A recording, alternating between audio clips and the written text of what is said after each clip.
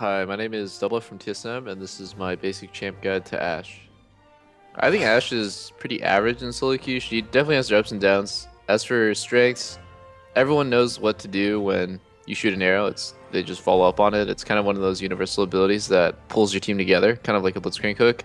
And she does bring a sort of strong laning phase and easy to understand mid game where you're just looking to group and shoot arrows.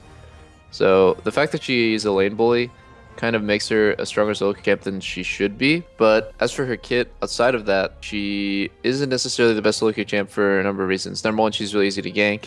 And number two, she doesn't really have any escapes or high kill potential. So in solo queue, you can't really rely on your team to peel for you. And having a dash or some sort of escape gives you really high kill potential for people who are mispositioned, as well as just the ability to make a small positioning error and recover from that. So I would say she's not a great solo queue champion, maybe a duo queue. But if you're strong at Ashe and you're good at hitting your arrows, then she's still good. For landing phase, you want to always trade with your W up and play relatively passive with it down. Ashe is a sort of poking champion in lane with a surprisingly strong all-in.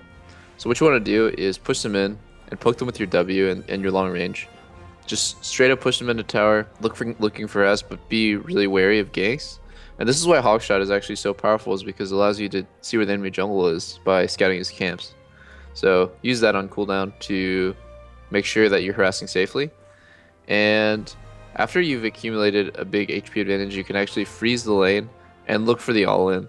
So once you get ahead, make sure that you don't just squander this opportunity and get a big CS advantage. In teamfights, you have a huge weakness in your vulnerability to assassins, flanking, or just CC in general. Ashe is actually just super vulnerable. She doesn't have the high range of Caitlyn or Kog'Maw, and she doesn't have any escapes. So you're just going to want to position very safely and make sure that you start the fight off by shooting an arrow and shooting a volley and looking for any sort of dangers to your champion. You don't want to just instantly start going in auto-attacking, because that's going to get you killed most of the time.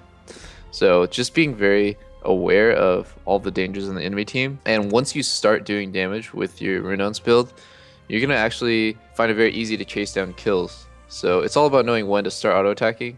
And then after that, your Q will allow you to chase down any sort of kills. Nobody should be able to outrun an Ashe. So Ashe's Q functions as an auto-attack reset. You can use this to your advantage in lane, especially because you have such slow attack speed early. You can just get your auto off and then proc your Q for the kind of like fast 2 auto combo.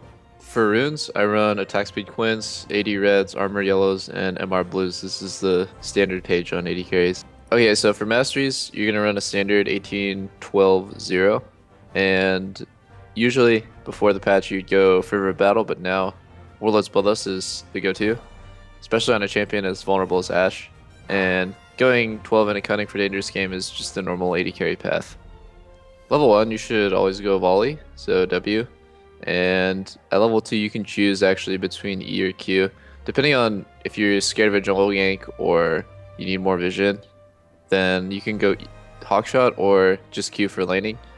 Level 3, put another point in your volley. And then level 4, pick up the ability that you don't have yet. You always max W first, then Q, and then E. And I'm just putting points in your ulti whenever you can. Ashe's item build also changed with the Warlord's Bloodlust patch. So instead of going your typical Infinity Edge into Static Shiv or something like that, you're going to go Essence Reaver first, straight into Renounce Hurricane. The reason why Hurricane is so good is because they made her Q stacks fall off one at a time, so her Q has become more consistent. And because of that, the way Q interacts with Renounce during team fights is really strong, as well as having additional wave clear. So after that second item, Hurricane, you're going to go either third item, Infinity Edge, or a Last Whisper item. But your completed build will almost always be the same as Essence Reaver, Hurricane, Infinity Edge, Last Whisper item, into either a Mercurial or some sort of defensive item, whichever one you need. I would lump Bloodthirster into a defensive item for Ashe in that sort of category. So if you don't need a Mercurial, if you don't need any sort of MR that game, or QSS, then you can actually go Bloodthirster as your defensive item and just end up with 6 kind of BF sword-ish items. It's not so bad, actually. It's seen a lot of competitive play.